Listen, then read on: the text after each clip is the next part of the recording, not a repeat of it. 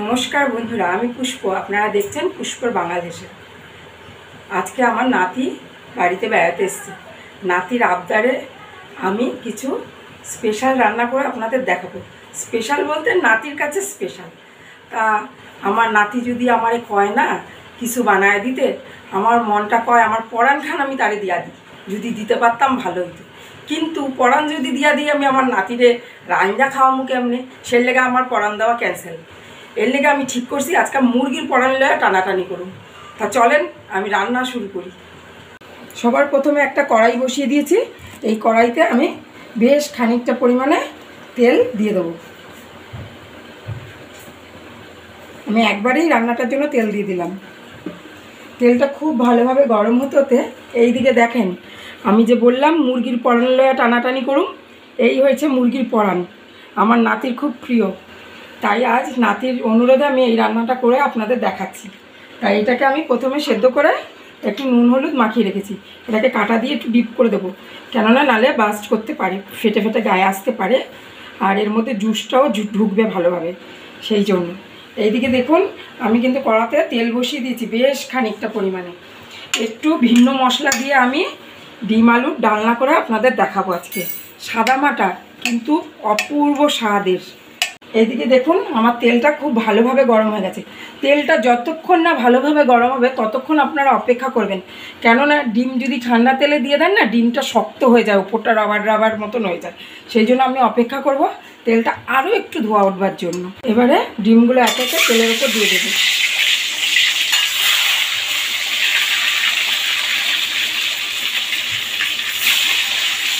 আমি এখানে 15টা ডিম নিয়েছি। একসাথে আমি 15টা ডিম দেবো না, আমি ওটা দুবারে ভাজবো।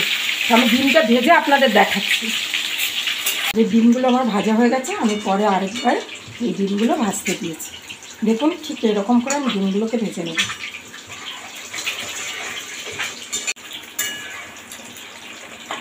দেখুন, ডিমগুলো ভাজা হয়ে গেছে। আমি এবার একে একে ডিমগুলোকে তুলে নিচ্ছি। আমি কয়েকটা ডিম একটু বেশি ভেজেছি, কয়েকটা ডিম একটু কম ভেজেছি। তার কারণ হচ্ছে আমার একটু কম ভাজা ডিম ভালো লাগে ঝোলে দিলে। এই যে আমার ডিমগুলো সব ভাজা হয়ে গেছে। এবার আমি ওই তেলের মধ্যে ছোট ছোট আলু নুন হলুদ মাখিয়ে রেখেছি, ধুয়ে কেটে রেখেছি। এবার এই আলুগুলো তেলের মধ্যে আমি দিয়ে দেবো সব একসাথে। একসাথে দেওয়ার কারণ হচ্ছে, আমি যখন ওই এতটা আলু একসাথে দিয়ে ঢাকা চাপা দিয়ে দেবো না, ভাজা হতে হতে অর্ধেক খুব আলুটা হয়ে যাবে, তাহলে এর স্বাদ গন্ধ পুরো অন্যরকম হবে, আর রান্না করতেও সুবিধা হবে। সেই জন্য আমি একসাথে দিয়ে এটাকে ঢাকা দিয়ে দিয়ে ভাজবো। আর এই অবস্থায় যদি আপনারা একটু গ্যাস কমিয়ে ভাজতে পারেন সময় নিয়ে, তাহলে আরও বেশি ভালো হবে। তো আমার অত সময় নেই, ওই জন্য আমি একটু গ্যাস বাড়িয়েই ঢাকা চাপা দিয়ে ভেজে তুলে নেব। ভেজে নিয়ে ফিরে আসছি। চলুন দেখি আলু কেমন হলো। এই দেখুন, বাহ, কি সুন্দর কালার হয়েছে আলু ভাজা। এগুলো ডিমই মনে হচ্ছে। এবার আমি আলুটাকে তুলে নেব। কি সুন্দর যে গন্ধ বেরোচ্ছে একটা আলু ভাজার।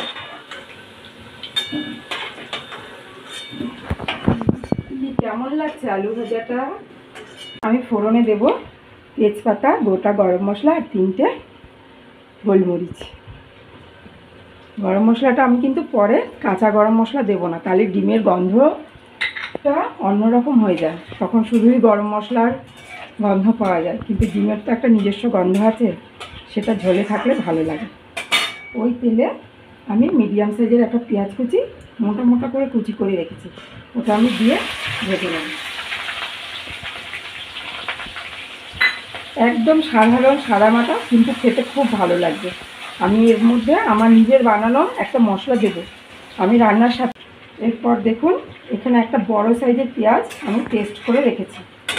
পেঁয়াজটা ঠিক এরকম হালকা নরম হয়ে আসবে, সেই সময় আমি এই বাটা পেঁয়াজটা দিয়ে দেবো। এই বাটা পেঁয়াজটা যতক্ষণ না লাল হবে ততক্ষণ আমি এটাকে কষতে থাকবো। দেখুন, পেঁয়াজ বাটাটা ভালোভাবে কষানো হয়ে গেছে, কি সুন্দর কালারও চেঞ্জ হয়ে গেছে। এই অবস্থায় আমি দিয়ে দেব আদা, একটা ছোট টমেটো আর রসুন পেস্ট করে রেখেছি একসাথে, এই পেস্টটা। আদা রসুন টমেটো একসাথে পেস্ট করে রাখা ছিল, সেটা আমি এর উপর দিয়ে দিলাম। এটাকে ভালোভাবে কষিয়ে নেব। এই ওপরে দিয়ে দেবো আমি পরিমাণ মতন লবণ,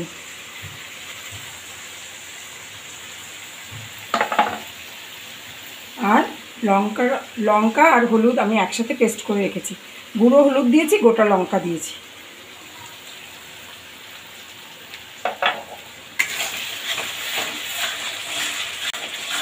কটা শুকনো লঙ্কা দিলে এতটা পেস্ট হয়? এটা পাতলা পাতলা পেস্ট করেছি বলে মনে হচ্ছে অনেকটা লঙ্কা দিয়েছি, কিন্তু এতগুলো 15টা ডিম 1 কেজি আলু এর সাথে দিচ্ছি, তাহলে তো পরিমাণ মতো লঙ্কা দিতে হবে। কটা দিয়েছি? আমি 6খানা লঙ্কা দিয়েছি। এইভাবে যখন আধা কষানো হয়ে যাবে সেই অবস্থায় আমি আলুটা দিয়ে দেবো, কেননা আমি আলুটা সেদ্ধ করে নিইনি, আমি ঢাকা দিয়ে ভেজেছি, হাফ কুক হয়েছে আলুটা। এই অবস্থায় যদি আলুটা দিই, এই মশলার ফ্লেভারটা আলুর ভেতরে ভালোভাবে ঢুকবে, খুব ভালো লাগবে, আলুটারও একটা আলাদা স্বাদ হবে। সেই জন্য আমি এখানেই আলুটা এবার দিয়ে দেবো। দিয়ে এবার আমি খুব সুন্দরভাবে কষাবো, যতক্ষণ না আমার আলুটাও কুক হয়ে যাচ্ছে আর মশলাটাও থেকেও তেল ছাড়তে শুরু করে, ততক্ষণ আমি আলুটাকে কষাবো। আমি আলুটাকে কষিয়ে নিয়ে আপনাদের দেখাচ্ছি। এটা ঢাকা দিয়ে কষাবো। হ্যাঁ, সুন্দর দেখুন মশলাটা খুব সুন্দরভাবে কষানো হয়ে গেছে, অলরেডি মশলা থেকে তেল ছাড়তে শুরু করেছে। এই সময় আমি মিক্সির বাটি ধোয়া জলটা দিয়ে দেবো, দিয়ে ভালোভাবে তাকে মশলার সাথে মিশিয়ে নেব।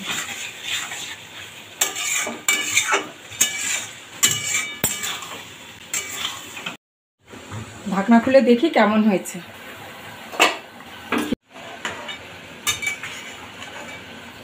বলো কি সুন্দর ফুটছেটা, কি সুন্দরভাবে ফুটেছে, আলুও সেদ্ধ হয়ে গেছে আমার সুন্দরভাবে।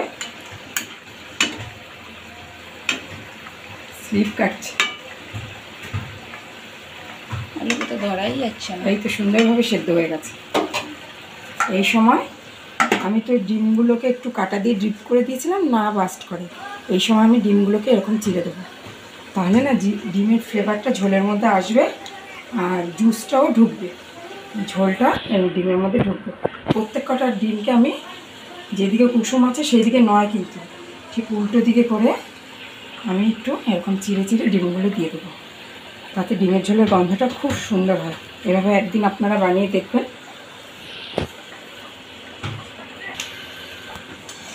দেখুন ডিমগুলো সব দিয়ে দিয়েছি, এবার আমি আরও 5 মিনিট ফুটতে দেবো এটাকে। ফোটার পর আমার যে নিজের বানানো মশলাটা সেটা আমি ঝোলের মধ্যে দেবো। 5 মিনিট ফুটুক, তারপর আমার ডিমের ঝোল হয়ে যাবে, আমি আপনাদের দেখাচ্ছি।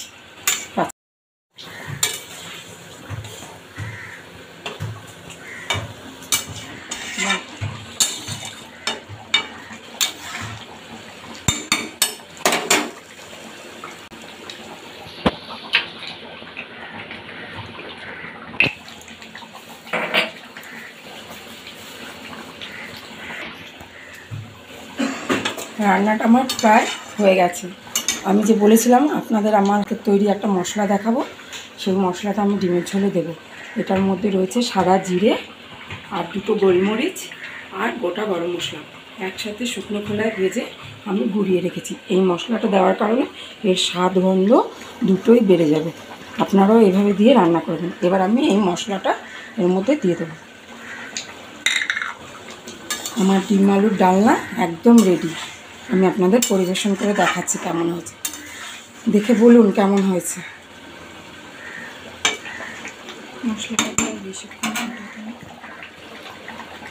মশলাটা দেওয়ার পরে আর বেশিক্ষণ আমি ফোটাবো না, তাহলে মশলার ফ্লেভারটা আর থাকবে না। আমি পরিবেশন করে দেখিয়ে আপনাদের এটা ঢাকা দিয়ে রাখবো।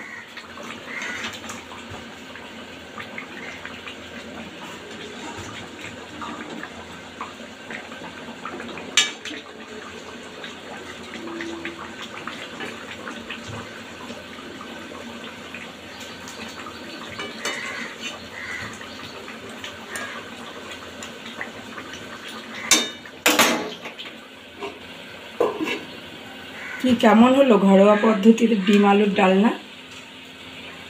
এইভাবে আপনারাও বানিয়ে খেয়ে দেখবেন।